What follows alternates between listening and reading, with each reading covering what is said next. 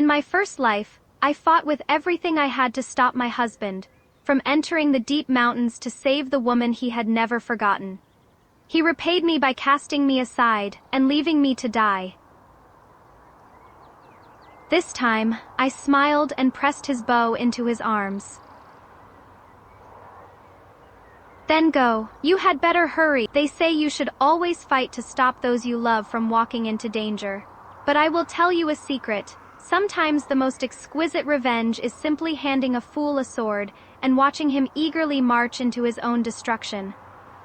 Let us see what happens when a man's desperate desire to play the hero is granted, without a single word of protest. Now, the story begins.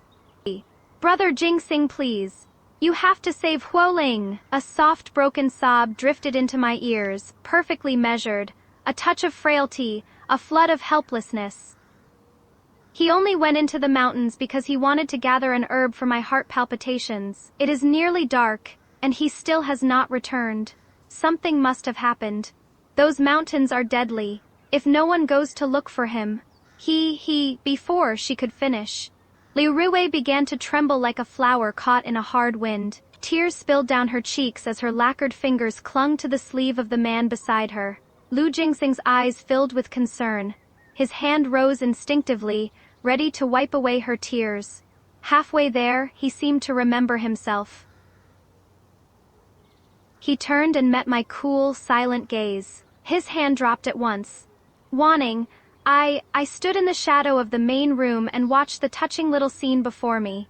The dizziness in my head had only just faded, leaving behind a clarity so cold it seemed to reach my bones. I was alive.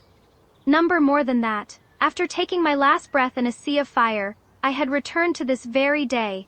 The day Lu Jingsing insisted on entering the mountains to save Lu Rui's husband. In my last life, I had been born to a declining scholarly family, and married Lu Jingsing after his own household fell on hard times, and he took up hunting for a living. I worked from dawn to night with a needle in my hand so he would never lack food or clothing. Yet all the while, his heart belonged to the delicate childhood sweetheart he could never forget, Liu Ruian. This same day in my first life, she had come crying to our door. I knew there were tigers, bears, and old hunting traps in those mountains. Even seasoned hunters would not venture in after dark. I had done everything I could to stop Lu Jingsing. I had even tied him down and begged him to report the matter to the yamen instead of throwing away his own life. And what did I get for it? The next day, constables brought Huling's body back. Lu Rui collapsed into Lu Jingsing's arms, and Lu Jingsing laid every scrap of blame at my feet. He called me vicious, jealous. He said I had destroyed Rui's home. To atone for what you have done, I must give Rui a whole family again. With those noble words, he divorced me, seized the home my parents had left me, and married the fragile widow he had always adored. When I returned to demand justice, his family schemed until I was forced out with nothing. Worse, I later overheard the truth. Huoling's death had never been the simple accident they claimed. In the end, I was locked inside a woodshed while flames swallowed the courtyard. Now, watching the same performance unfold before me, I nearly laughed. Last time, I had been blind enough to stop a man determined to court disaster. This time, I would be generous. I would give these two star-crossed fools exactly what they wanted. You want to go? I asked, cutting through Lu Jingsing's stammering. My voice was perfectly calm. He blinked, clearly unprepared for that. Then he straightened his back and put on the look of a righteous hero. I have no choice. If I do not go, Rui's family will be ruined. There are wild beasts in those mountains, and old government traps besides. Even knowing you may not return, you still mean to go. Yes. He lifted his chin as if he were swearing an oath before the heavens. The corner of my mouth curved. Very well. If you wish to go, I will not stop you. We are husband and wife, but I respect your choice. A man's life is at stake. You are being brave and loyal. If I stood in your way, would that not make me the heartless shrew everyone expects me to be? All the arguments he had prepared died in his throat. His face changed twice before he managed. "Wanting, I am glad you understand after I leave. The house?" He was still talking, perhaps trying to summon courage. But I gave him no time. I stepped forward and pushed him toward the courtyard gate. "I will manage the house. Do not worry about me, since you have decided. You should leave at once. If you delay much longer, there may be nothing left of Brother He to rescue." Both Lu Jingxing and Liu Ruwei froze. A tear hung on Liu Ruwei's lashes and forgot to fall. No one knew better than she did that Huo Ling had been lured into the mountains by her own design. She had come to fetch Lu Jingxing because she expected me to stop him. Then she could play the poor woman whom no one would help and wash her hands clean of suspicion. She had never imagined I would throw open the gate and send him off with my blessing. As for Lu Jingxing, he had wanted to look heroic before the woman in his heart. The moment he realized I truly meant to let him go, courage leaked out of him. His feet seemed rooted to the ground. "Where is my bow?" he asked, glancing about for an excuse. "How am I supposed to enter the mountains without it?" "Right here." I had expected that trick. I swept into the house, took down his horn bow and quiver, and shoved them into his arms. "There, off you go." He walked to the gate, looking back every few steps, then turned around again. I folded my arms. "What now?" "My hunting spear. I should take it. There are more beasts after dark. If I cannot find it, perhaps I should wait until morning." He began rummaging noisily through the room, even though the spear was plainly leaning in the corner, trying to retreat. Not a chance. I strode in, seized the spear, grabbed a coil of rope and his hunting knife as well, and piled everything into his arms so quickly he nearly stumbled beneath the weight. "Now you have everything, Jingxing." I deliberately raised my voice and looked at him with shining sincerity. "You are risking yourself to save a life. As your wife, I could not be prouder." Sweat appeared along his brow. "Wanting? That is quite a load. I will see you to the edge of the village." Before he could protest, I took him by the arm and marched him outside. Liu Ruwei had no choice but to follow if she wanted to maintain her grateful grieving act. The villagers had just finished supper and were gathered beneath the old tree near the road. I greeted everyone at full volume.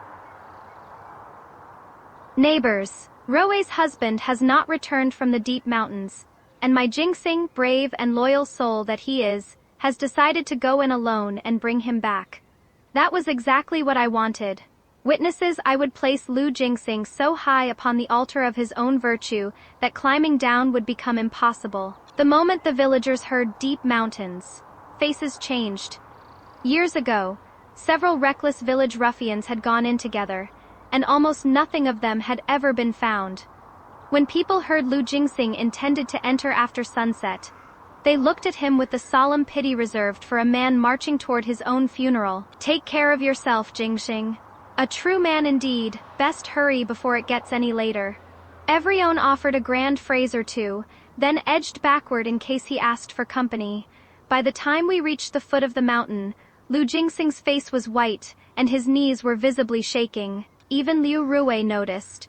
She put on a worried expression. "Brother Jingxing, perhaps you should forget it. That place devours men whole." The concern of his beloved restored just enough of his pride. He clenched his jaw and thumped his chest. "Do not fear, Ruwei. I will bring Brother Huo back safely. Then we can all rest easy," I said brightly, delivering the final turn of the knife. "You are the finest hunter in these parts, Jingxing. Surely fortune will favor you. We shall wait here for your triumphant return." With my earnest encouragement and half the village watching, Lu Jingxing had nowhere left to go but forward. Loaded with weapons and gear, he shuffled into the black forest, one slow step at a time. The instant he disappeared, Liu Ruwei claimed her heart was fluttering and her head was faint. She hurried home so fast she nearly left dust behind. I remained at the mountain path for a full hour. If Lu Jingxing tried to sneak back out, I intended to make enough noise to send him right back in beneath the eyes of the whole village. Only when the moon climbed high and the distant howls of wolves echoed through the hills did I dust off my hands and stroll home. In my quiet courtyard, I heated a great pot of water and bathed until the weariness and bitterness of my first life seemed to wash from my skin. Then, I went to the kitchen, cut thick slices from the last piece of cured pork in the cupboard, and cooked myself a generous bowl of noodles and fragrant broth. In my first life, I had saved every good bite for Lu Jingsing while I made do with scraps. Never again, by candlelight. I savored each slice of pork. Lu Jingsing. You blamed me once for keeping you from playing the hero. This time, I have let you have your glory. I only hope you can afford the price. The next morning, pounding at the courtyard gate dragged me from sleep. In my first life, I had spent this morning weeping over Lu Jingsing's cruelty. In this one, I had planned to sleep until I pleased. Warning, open the door. Something terrible has happened. Auntie Joe's anxious voice rang through the gate. I rose at leisure, fixed my hair, pinched the corner of one eye until tears gathered, and only then hurried outside with an appropriately unsteady step. What happened? The words died in my mouth. Several villagers were carrying Lu Jingsing on a makeshift wooden stretcher. He was pale, unconscious, and terribly injured.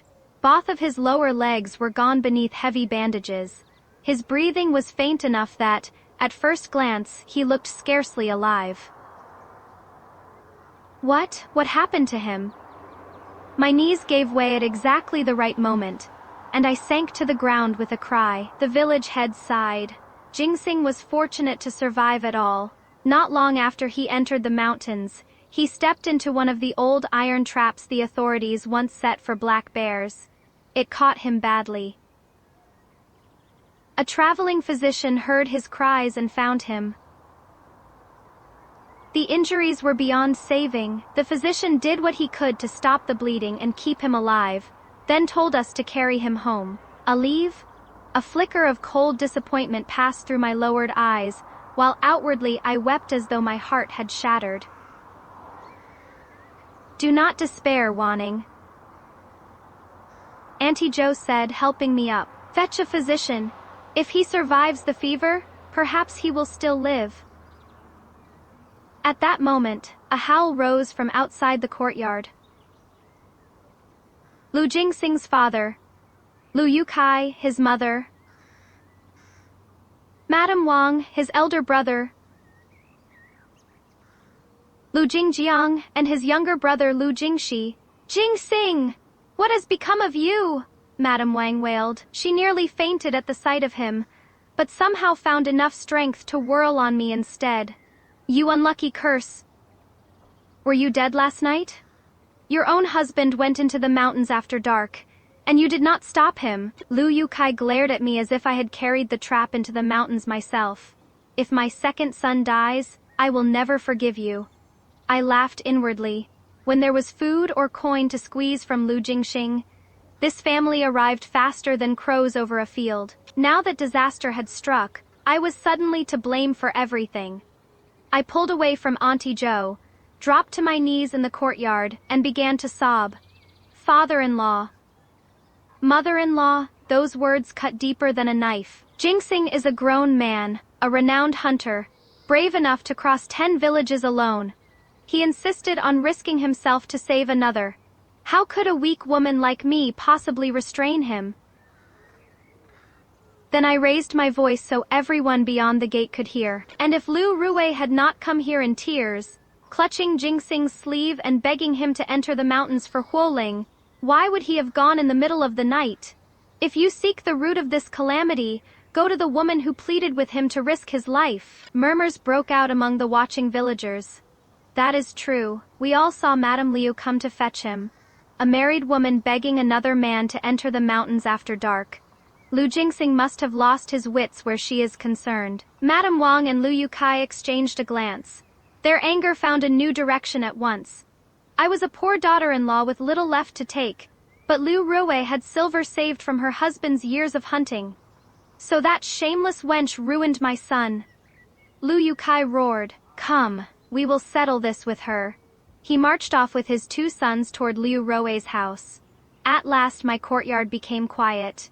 The villagers helped carry Lu Jingsing to the wooden bed inside. The physician came, examined him, and said, "If he survives the fever over the next 3 days, he may live, but he will never walk as he did before." Then he shook his head and left. That evening, I was seated in the courtyard embroidering a handkerchief when Auntie Jo hurried in, practically glowing with gossip. "Wanning, your husband's family is turning Liu Rui's doorstep upside down." She leaned close. Liu Yukai demanded this much silver. She spread 5 fingers. 5 taels? I asked innocently. 550. Auntie Jo spat. 50 taels could buy fields enough to make half this village jealous. I set aside my embroidery frame and poured her tea. "And did Madame Liu agree?" "Agree not a chance." Auntie Jo slapped her thigh. At first she cried and played pitiful. The moment Liu Yukai tried to take her money, the mask came clean off. She swore she had only mentioned that Huoling was missing, and had never forced Jingsing to go anywhere. Then she turned the whole matter around and said Jingsing had improper designs on a married woman, that he ran into the mountains merely to win her favor, and that none of it had anything to do with her. The Liu family nearly exploded. They rushed at her, but she seized a broom and drove them out. Then she shouted that a crippled man like Liu Jingsing had better stop dreaming of a swan far beyond his reach. She wanted nothing to do with him. I almost applauded. Liu Rui truly was a marvel of selfishness. The moment Liu Jingsing changed from hero to burden, she cut him loose faster than a blade through silk. "In our first life, the 2 of you hunted together like wolves. In this life, let us see how well you enjoy tearing at each other." A weak groan came from the inner room. "Water. Give me water." After Auntie Jo left, I carried in a bowl of cool water. Liu Jingsing slowly woke. He drank greedily. Then his memories began to return. A moment later, unease spread across his face. "My legs, why can I not feel them?" "Wanning." I looked down at him without warmth. Who can say, perhaps the mountain decided to keep its price. No, he struggled upright. Then he saw the empty cloth below his knees and the heavy bandages beneath it. His scream shook the room. "My legs." He twisted against the bed until pain forced him still, sweat pouring down his face. "Enough," I said, taking a step back. "Must you wake every wolf in the hills?" "How can this be? I only went to save someone." "What am I supposed to do now, Rui?" "Does Rui know?" Even then, all he could think of was whether his precious Rui would come and pity him. I bent closer, smiling softly. "Rui, of course she knows. Your parents went to demand compensation from her. Would you like to hear what she said?" "She said you went after her because you had improper thoughts about another man's. She said you were the one who insisted on playing the devoted fool. And she said a man in your condition had better stop dreaming that she would ever look at him twice." Liu Jingsing stared at me, blood draining from his face. He seemed unable to understand how the woman for whom he had risked everything could discard him so easily. His anger overwhelmed him. He coughed violently, then fell back unconscious. I wiped a stray drop from my shoe with an old cloth and left the room, already broken by this. Liu Jingsing. The play has barely begun. For the next 2 days, he drifted between fever, pain, and exhausted sleep. I moved into the clean east room and left him in the main chamber. Each day I brought enough thin rice porridge to keep him alive. Nothing more. Liu Rui never came once. Even Liu Jingsing's parents stopped visiting after learning that Liu Rui had reported them to the yamen for trying to seize her property, and after the physician made clear that their son would need care for the rest of his life. On the 3rd night, black clouds covered the moon and wind rattled the window lattice. I was half asleep when strange sounds came from the main room, first muttering, then laughter, then a wild, triumphant shout. Roe, I finally cast that vicious woman aside. At last I married you. Guo Ling is dead. The fool died in the mountains. Everything is ours now. Then came another delirious burst of laughter. That tigress Qin Wanning thought she could fight me. I stripped her of everything. Roe, you were clever. One little spark, and she was gone for good. My eyes snapped open, Qin Wanning. That was the maiden name I had used in my first life. Heaven had not only sent me back, it had sent this beast, and from his fevered rambling, his memories had awakened at the very moment in his former life when he thought he had won everything. How wonderfully interesting. I dressed without haste, picked up the heavy wooden laundry mallet from beneath my bed, and opened the door to the main room. Lu Jingxing was still lost in his fevered triumph. When he saw me, confusion flashed across his face, then disgust and arrogance returned in a rush. Qin Wanning, why are you still here? You vicious woman! Have you come back as a ghost to haunt me? He stammered, yet still managed to sound superior. You could not defeat me alive, and you will not defeat me dead. Get out. Where is Rue? Where is my wife? I smiled. Then I walked to the bed and brought the wooden mallet down hard beside him, striking enough to shock the arrogance out of his face without turning the scene into a slaughter thud. Thud! Thud! You madwoman, how dare you? Help! Weak from his injuries and days of fever, he could barely lift an arm to defend himself. By the time I stopped, he was staring at me in stunned terror, fully awake at last. You have gone mad. I am your husband. I will divorce you. Divorce me. I tossed the mallet aside and wiped my hands with a handkerchief, as though I had touched something filthy. Lu Jingxing. Look at yourself. Look around this room. Do you truly believe you are still the man from our first life? The man who schemed me out of my home and married Liu Roe in triumph? His face went still. Then understanding struck. The pain in his body drew his gaze downward. The empty cloth beneath his knees was real. The bandages were real. The memories he had sealed away collided with the present all at once. No, my legs. Why are my legs gone? He turned on me with a look of horror. In our first life this never happened. You stopped me from entering the mountains. Why? I watched him break beneath the answer, and something long frozen inside me finally eased.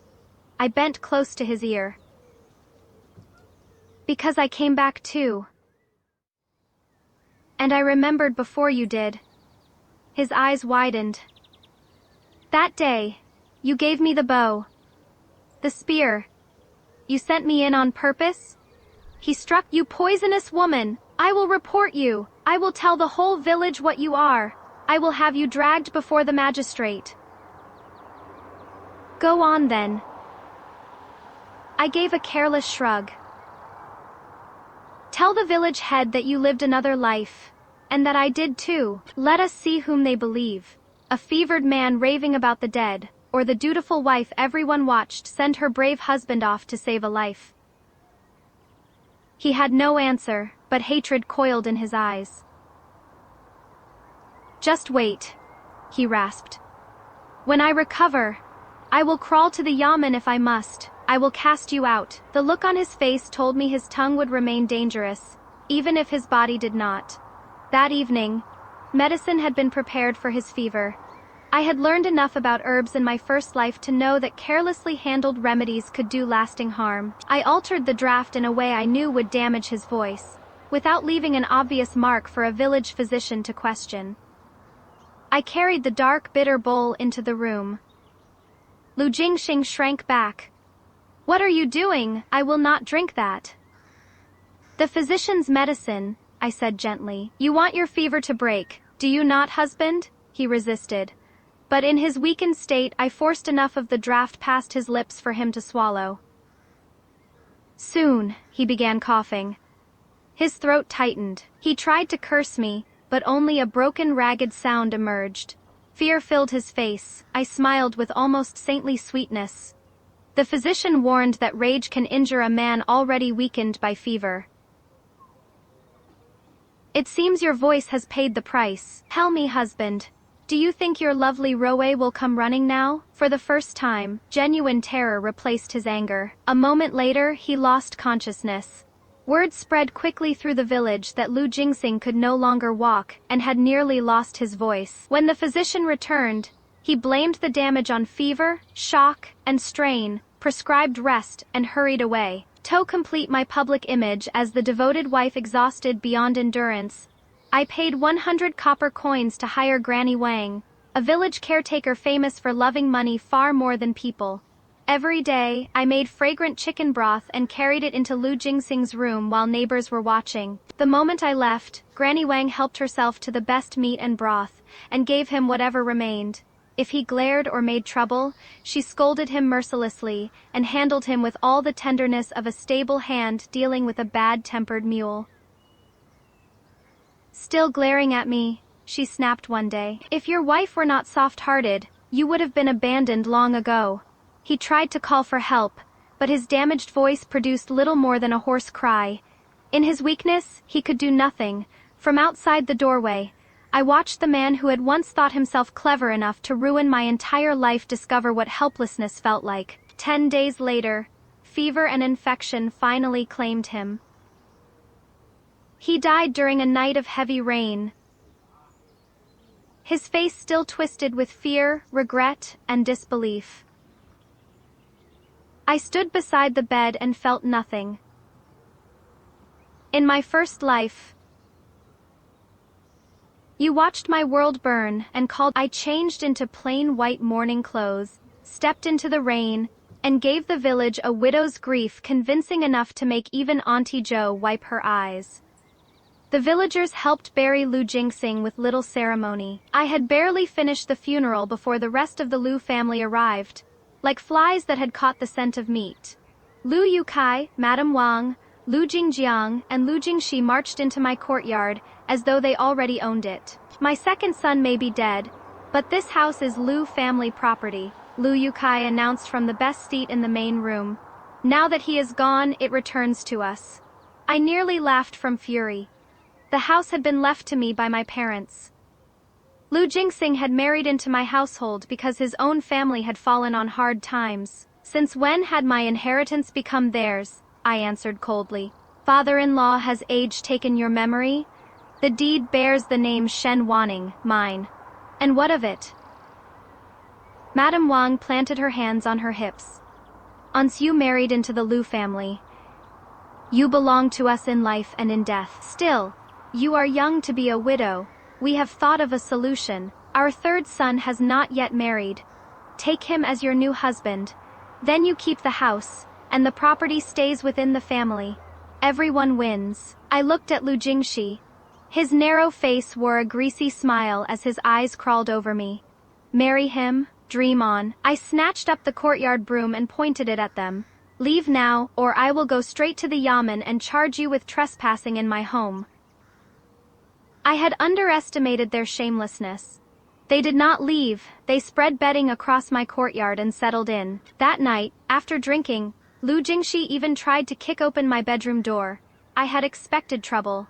The door was barred, and I kept a hunting knife close at hand until dawn. The next morning, I loosened my hair, reddened my eyes, and went to beg the village head for justice. He came, but he was the sort of man who preferred peace to fairness. Madame Wang threw herself on the ground, shrieking, and even threatened to hang a white sash at my gate if anyone tried to remove her. The village head rubbed his brow and sighed. Even the wisest magistrate struggles with family quarrels. Wanning, they are your late husband's bloodkin. Yield a little, endure it.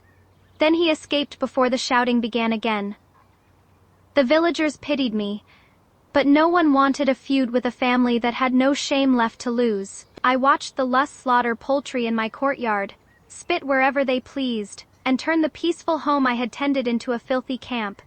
My anger cooled into something far sharper. I could not win a brawl against an entire family.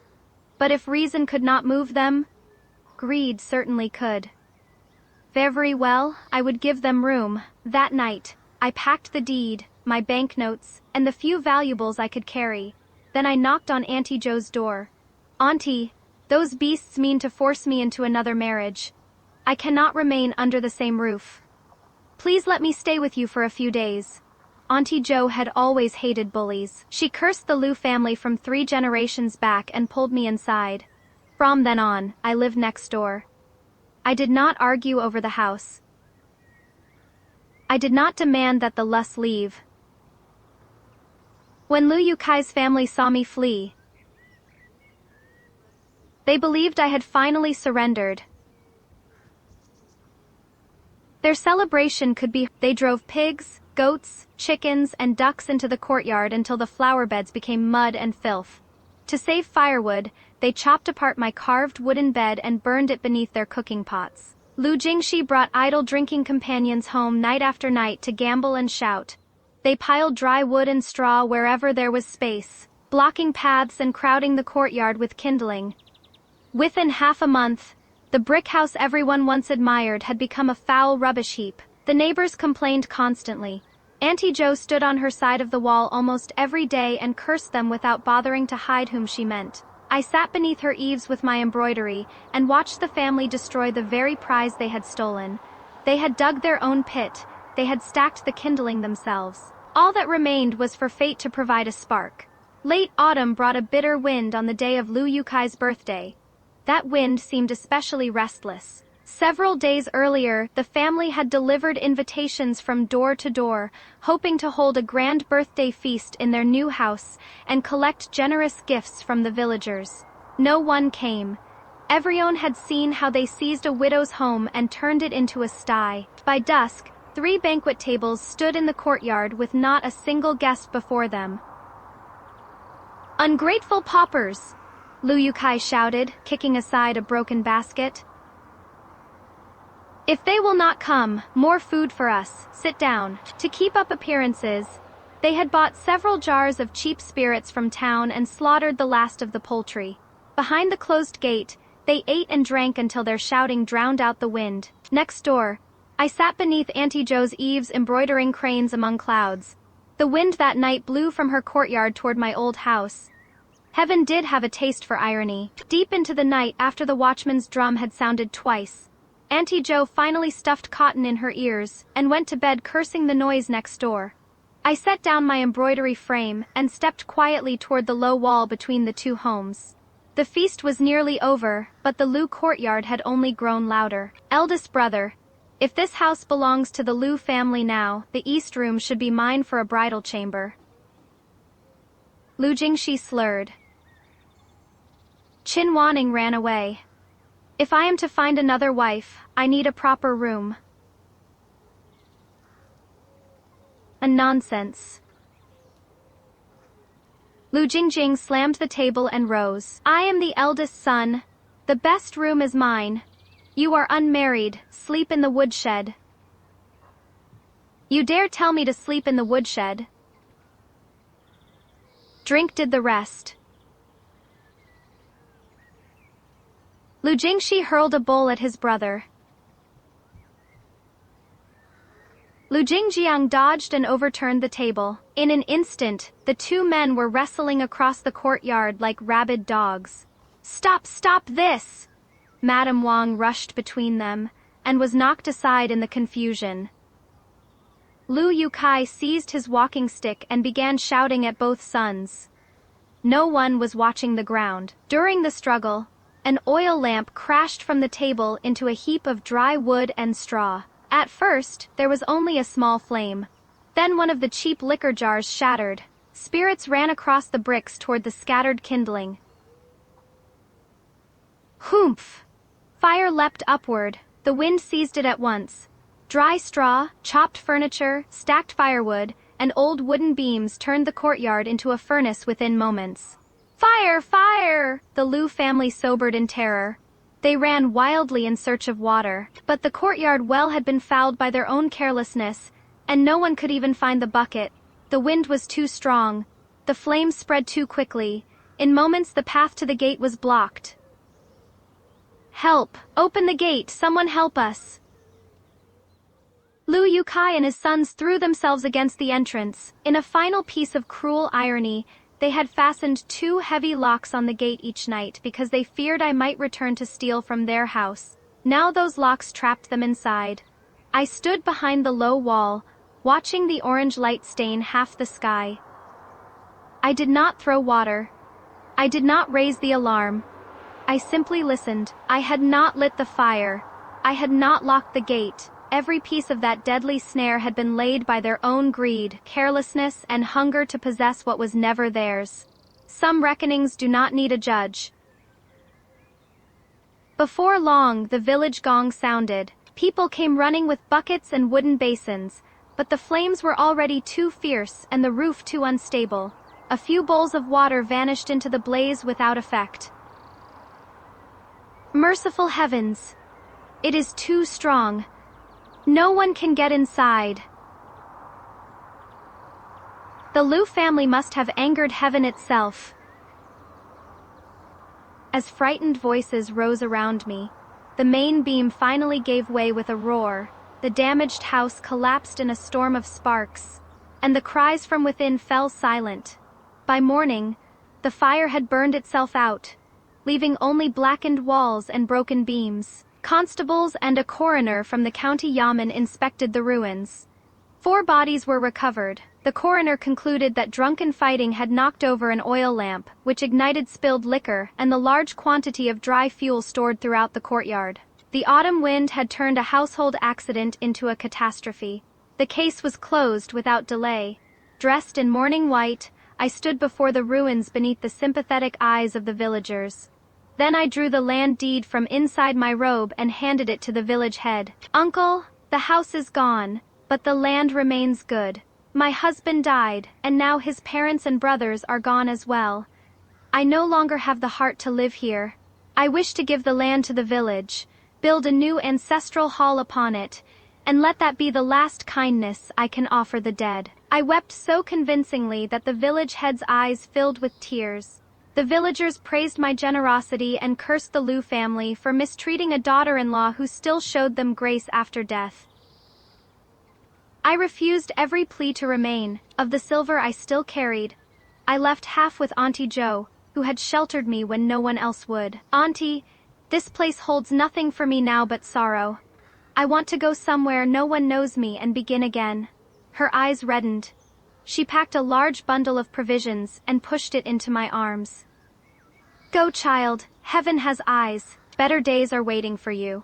With a simple bundle on my back, I walked toward the village road without once looking at the ruins that held all the humiliation and hatred of my former life. The first light of morning touched the fields as I left.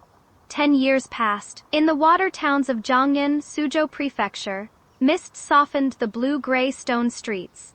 An embroidery house called Cloud Moon Pavilion had become one of the busiest shops in the city. Our double-sided Suzhou embroidery was admired even by the prefect's wife, and several pieces had been sent to the capital as tribute.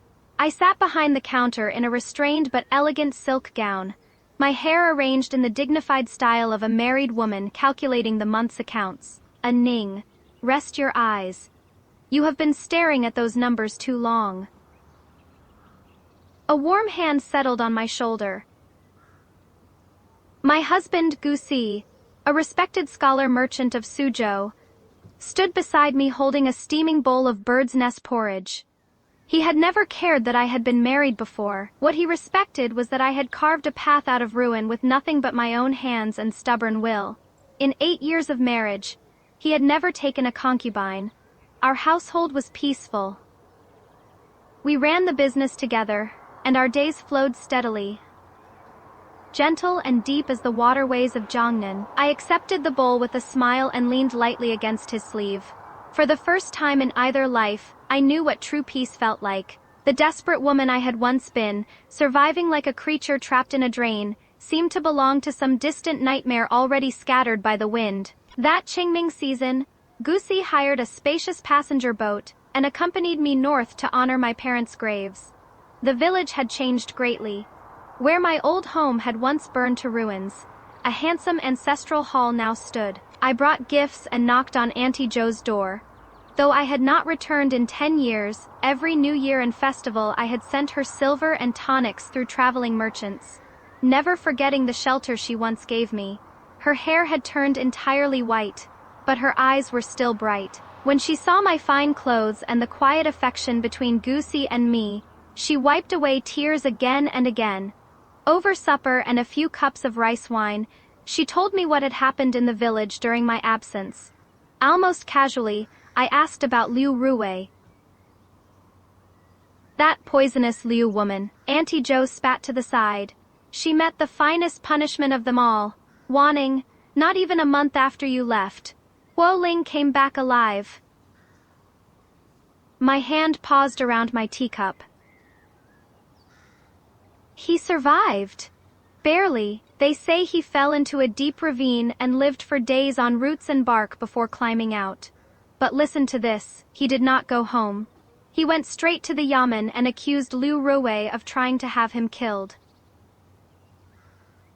Huo Ling had always been a quiet man, but he was an experienced hunter who noticed small things. Before entering the mountains, he had discovered that some of his emergency supplies had been tampered with, and that part of his hunting gear had been deliberately damaged. When danger found him in the mountains, those changes nearly cost him his life. Liu Ruwei had believed the wilderness would bury every trace of what she had done. Instead, Huo Ling returned carrying the damaged equipment as evidence. The magistrate investigated, Auntie Joe continued. Turns out she wanted Huo Ling gone so she could claim his property and chase after another man. She was sentenced to exile in the far northwest. A pampered woman like her did not last well on that road.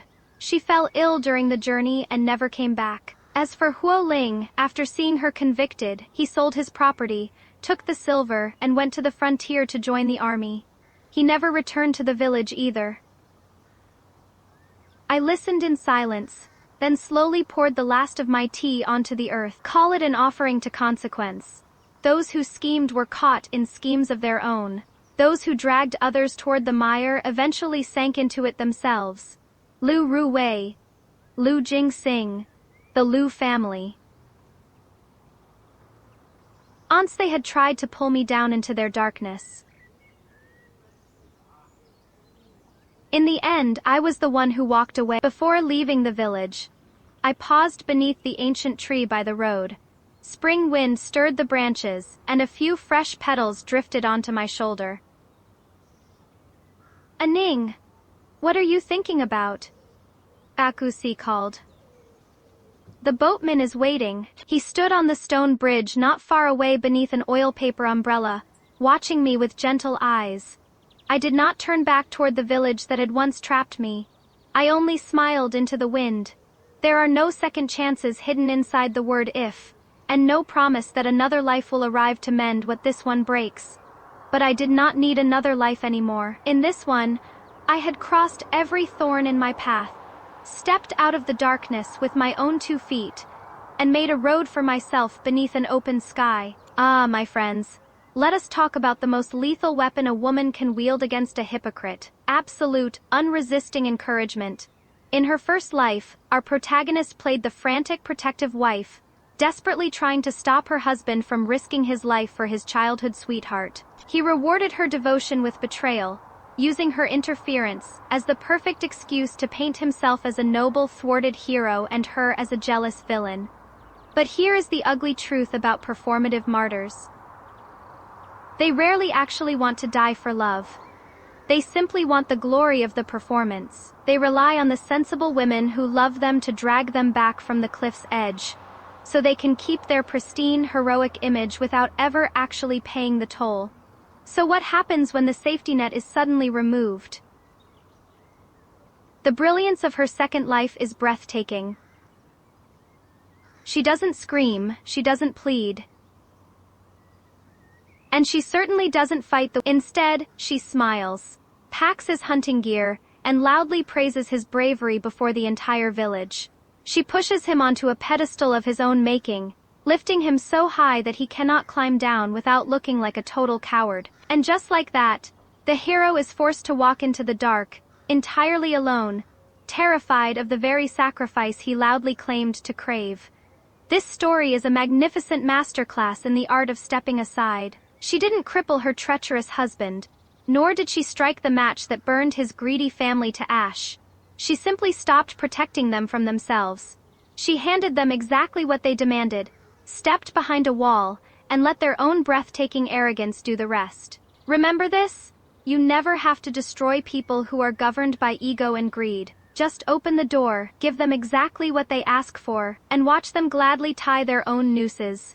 Vera's pull the handed spear, packing a husband's weapons and loudly cheering him on as he marches into a deadly forest. A dutiful wife's ultimate support, or a masterclass in psychological execution. The hired caretaker, paying an abusive village woman to tend to a crippled, treacherous husband while maintaining the public image of a saint. Necessary self-preservation, or deliciously cruel. The heavy padlocks, the greedy in-laws locked the gates to secure a stolen house, only to trap themselves inside a blazing inferno of their own making. A tragic accident, or the universe's most flawless irony. The donated ruins, gifting the scorched earth of a stolen home to the village to build a temple. A graceful departure, or the final, brilliant move to bury the thieves' legacy forever. Tell me, my friends, if a hypocrite demanded to play the tragic hero for another woman, would you fight to keep him safe? Or would you smile, hand him his weapons, and loudly applaud as he walks into the dark? Until next time.